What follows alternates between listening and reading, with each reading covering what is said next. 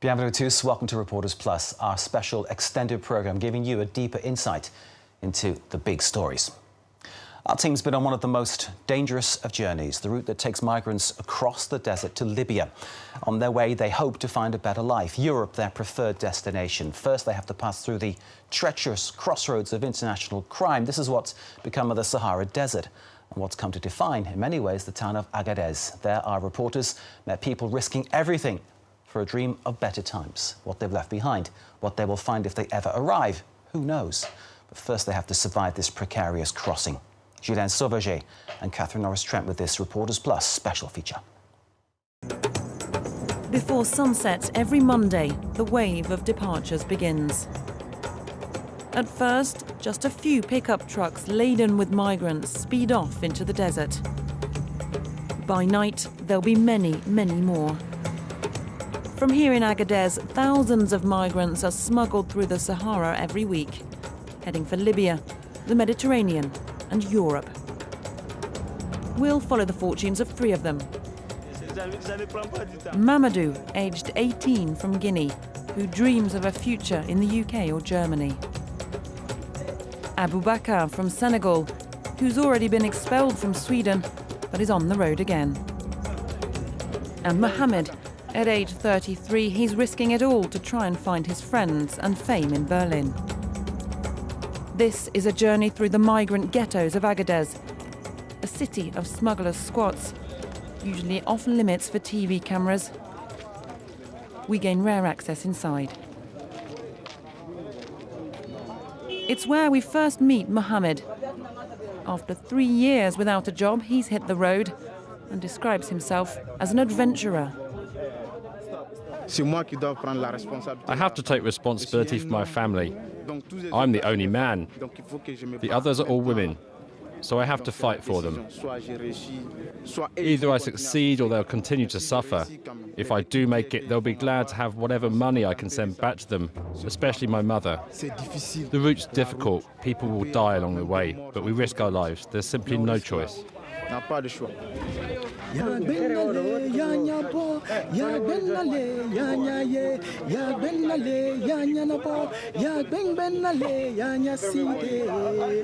the president to the pauper, everyone's rushing to get rich. The words of Mohammed's song. He dreams of becoming a singer, or perhaps a footballer, once he reaches Europe. You have to live life to the full and get to the West, then everyone can see you. You can be a star. That's why I'm doing this. These young men are full of impossible dreams. It's what brought them on this perilous journey. A strategic point at the entrance to the desert, Agadez is the hub for Africans heading north. They flock here from all over West Africa, the last major stop before they cross the Sahara to Libya and try and set off for Europe.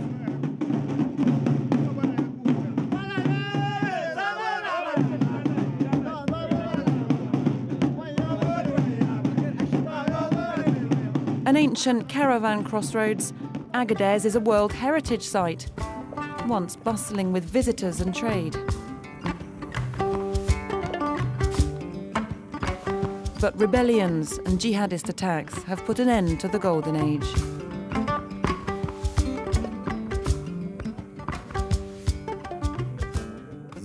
Now, there aren't any tourists.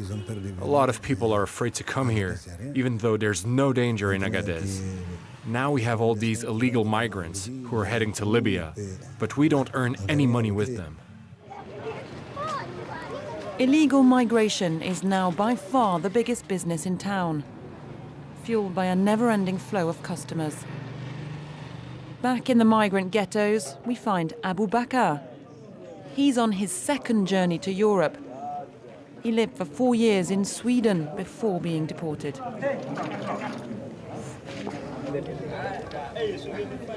I've seen it before, a lot of people dying in this road to guard Europe, you know. What we can do, what we have to do, we don't have any possibility, you know. We have to do like that. I know a lot of people here, some people can die in the road, we know that, but we tried. To him, staying in his village in Senegal seemed like a life sentence in any case. Everything is locked like this, you know.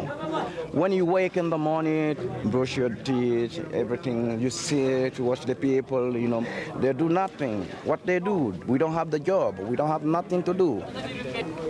A generation of African youth searching for its future. On average, 2/3 of sub-Saharan Africans are aged under 25. The majority of youths are unemployed. That's what pushes them on here, through the hardship.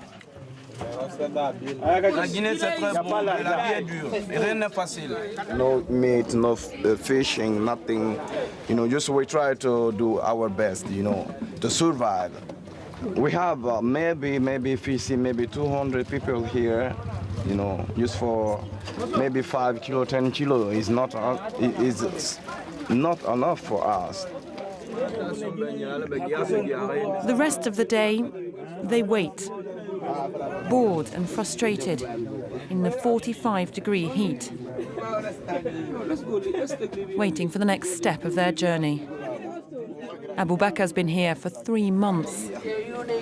Like this jacket, because it's in the desert, you know, is cold somewhere, you know, in the desert, in the night, you know, you have to have the jacket, you know, when we're running all the night, you know, like to go to Libya, you know.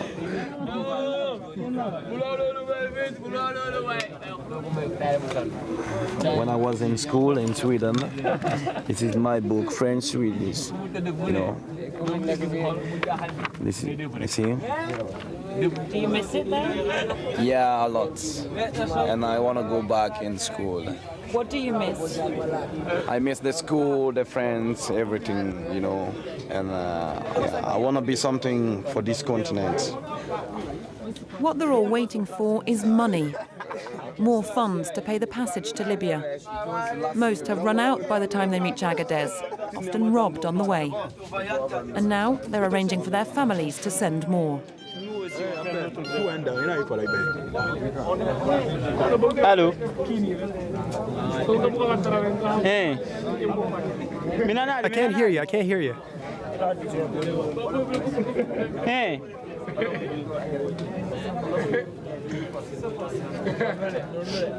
No, you have to trust me. We'll sort it out. I swear to you, I swear to God. They've said they'll send us the money there.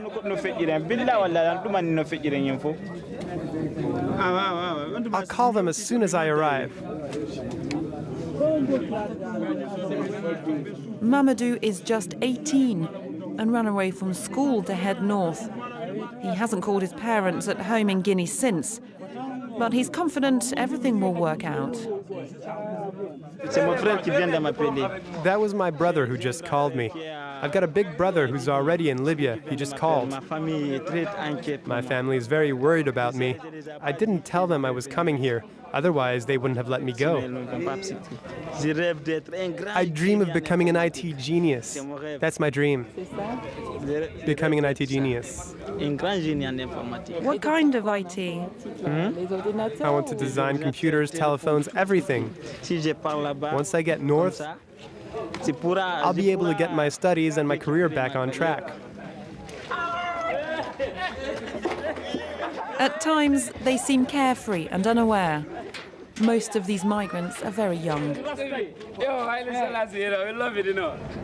In late spring and summer, more than 10,000 pass through the ghettos of Agadez every week, in the hands of clandestine cross-border networks. One of the smugglers agrees to a rare interview, on condition we hide his identity. I used to work in transport before, driving passengers around here in Tawa and in town. But then I met some Gambians, and I helped them get to Libya. From Libya, they managed to cross to Europe. They got me into the smuggler network. Now, if one of them has a brother back home who wants to leave, they give him my number. It's difficult to resist. Smuggling earns him 5 times more than driving a bus. This is the only work that pays enough to eat. People come here, we help them, they leave and that's it. If it all stopped suddenly, we wouldn't have any work at all. There used to be tourism here. Our parents worked in tourism. Europeans used to come here to see the desert, but now that's all stopped. For a price, he provides the migrants with food, shelter, and water. That's become scarce in recent years. The city's population has ballooned.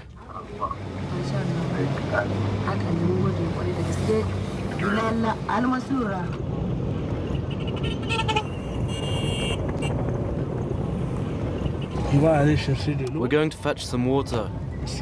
There's a water problem in Agadez. There's nothing in the pumps. We have to go get it ourselves, and you can't live without water. The smugglers stock up for crossing the Sahara. One of the major dangers is dying of thirst. The crossing would be impossible. This is all for one day. It's a question of life or death. He stocks up 85 litres for every car which will cross the desert. The smugglers don't make any efforts to hide their preparations. Everyone in Agadez knows about the trafficking, including the authorities. And the migrants make the most of the evening's relative cool to head out of the ghettos onto the streets.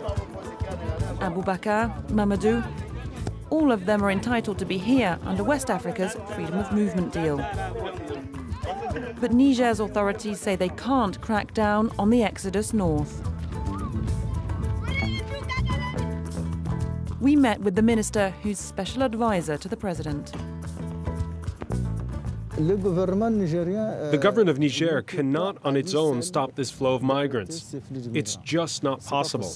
In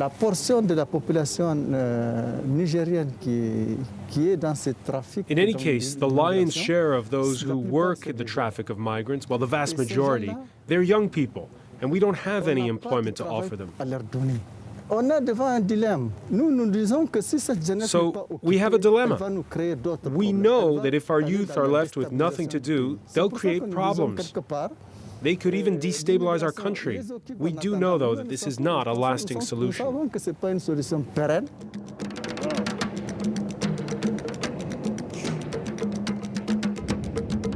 At the moment, no one knows of a durable solution.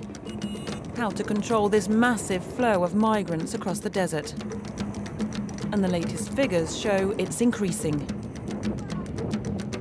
The International Organization for Migration, a global humanitarian body, has been stepping up its presence in Agadez, sheltering some in its transit center and helping, where possible, to organize a safe passage home.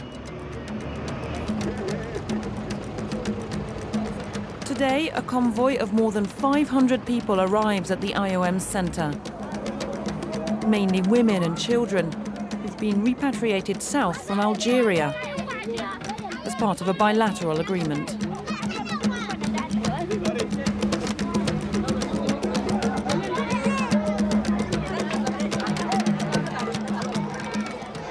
The journey went well, thank God. I'm praying I will never return now. A week on the back of a lorry in the searing sun. The youngest to make the journey, a baby just 12 days old, deported with his mother.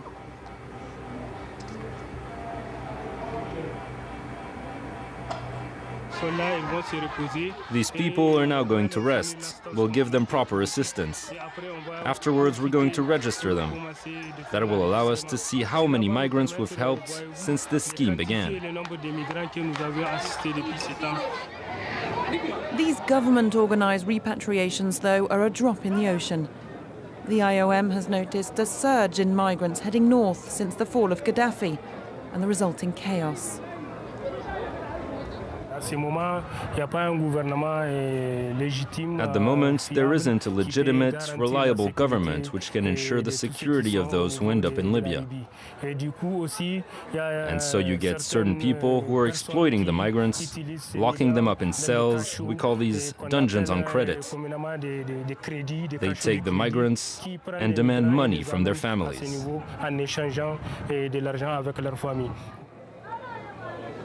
The Libyan route is so dangerous, some migrants turn back. Alpha from Guinea is still traumatized. Honestly, in the prisons, it's unbearable. They mistreat anyone with black skin. Everything that goes on there, it's hell. They beat you all over, and there's no food.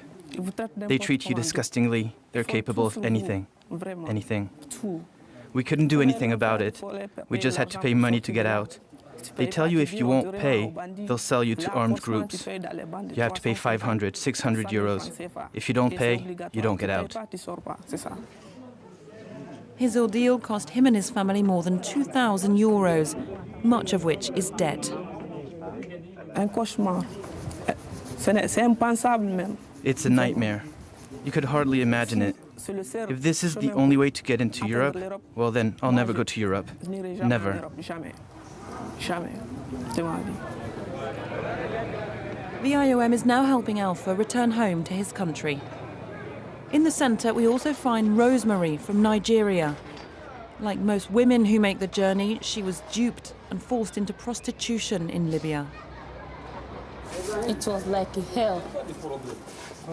You know, some men will come to Nigeria telling girls that there is a business in Libya, they will help you to do this, but it's not true. All what they are doing there is prostitution. When you see a girl of 10 years, 11 years doing prostitution, it's not good. And on it goes. All the migrants we speak to who've escaped Libya describe scenes of hell. We meet Dauda, arrived just a week ago. He tells us he was on board a boat in the Mediterranean when violence broke out. When they caught me, I'd nearly reached Tunisia. That day, they killed more than 300 people at sea. They were shooting people in the boats. More than 300 people. They kill us. They're always doing it, killing the migrants. And then they throw the bodies away in the desert, just like that, like dogs. Now he's working to put that trauma behind him. This IOM project aims to give returning migrants the tools to rebuild their lives at home. It's a simple scheme. They're learning to make bricks out of recycled plastic. But the idea is to allow these young men to return home with the potential to earn a living and their heads held high. Right now I feel proud. Proud to be working and getting a diploma. If I get my diploma, I'm going to set up my own training scheme at home to help others. The IOM is counting on this trickle-down effect. So far, 70 trainees have completed the scheme.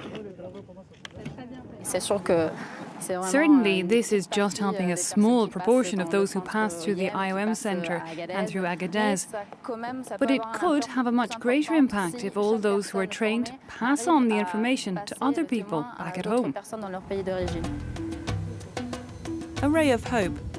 But the project can do nothing to prevent the inexorable flow of migrants through Agadez. It's Monday, the big day, when thousands of migrants will head off north. We catch up with Mohammed, the wannabe singer from Guinea. He's received word his family have transferred him more money. He should have enough now to get to Libya.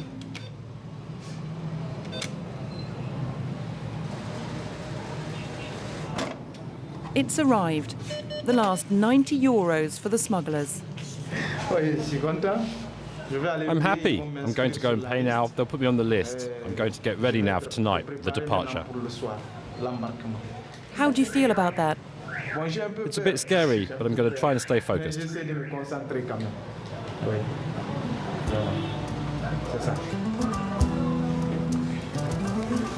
No turning back now, even though the road ahead is daunting. Mohammed and his friend head back to the ghetto to prepare. But in the chaos of departure day, Mohammed is moved suddenly to another smuggler's camp. We lose his trace and have had no news of him since. Here, people often disappear on the road. Today, the ghettos are crowded. Vendors have arrived selling food, drink, sunglasses, clothing to protect from the elements. Everything you need for the desert road. And of course, money. Local currency for safe passage. That's Libyan money. Everyone who's leaving needs some of this. What's your exchange rate? So that's 40 dinars for 10,000 francs and 5,000 francs for 20 dinars. As departure time nears, the smugglers are growing tense. We're told to leave the ghetto and only come back at nightfall.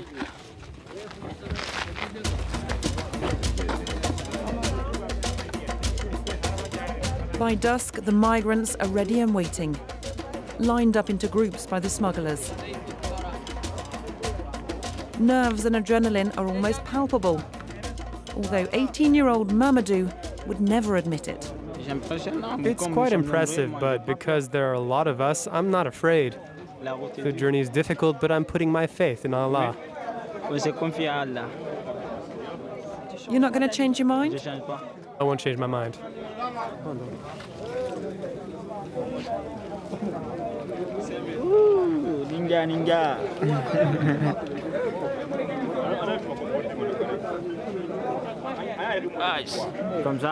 Now I'm ready. I'm ready to go all the way. He's bundled onto a pickup and does make it to join his brother in Tripoli. We're later told by migrants in the camp.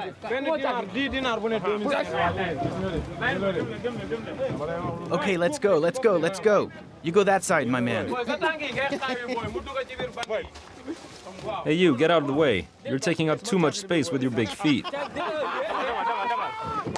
24 migrants are crammed into the back of each pickup, with only wooden rods jammed between their legs to stop them falling off.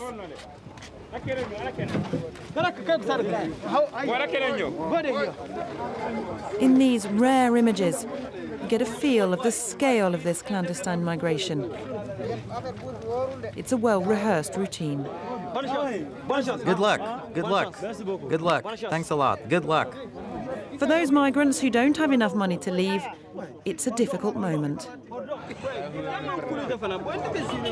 Abu Bakr is still waiting for funds. He won't be going to Sweden anytime soon. I want to just move and go with them. Are you tired of waiting? Yeah, I need the job. I cannot have the job. How I can survive if I can job? I'm gonna pray for them to be in a destination where they want to go.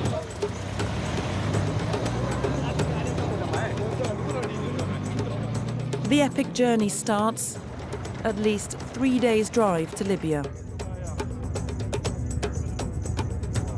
They travel in convoy for security.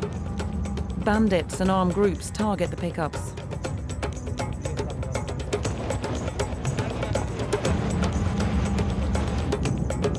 But that's far from the only danger. A breakdown can be fatal.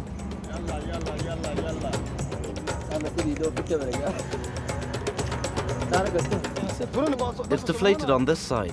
Yes, on this side too, there was a bump in the road. The brakes smell funny as well.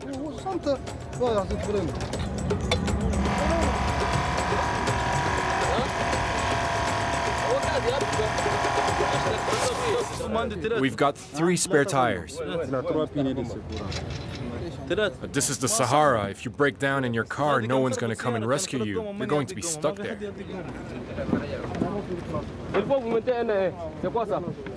Dying stranded in the desert is a very real risk.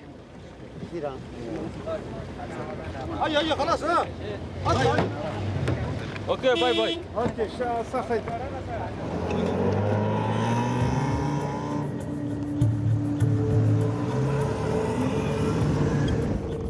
After 4 hours, we reached what was once a tiny oasis, now a major service station on this desert highway.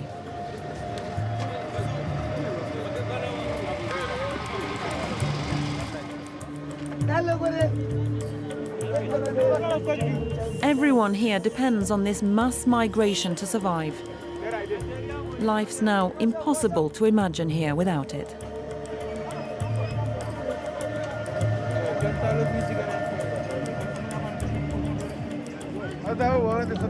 This is our only job.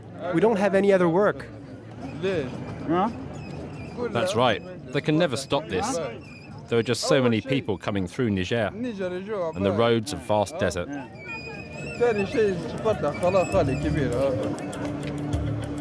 The migrants themselves are more determined than ever.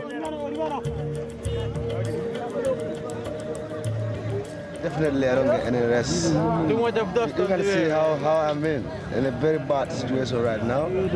I still have to do. I have to see the end result of everything. The exodus of migrants through the Sahara is on the rise. Since February, 135,000 people have travelled north from Agadez to Libya, making this now the major migrant route towards Europe.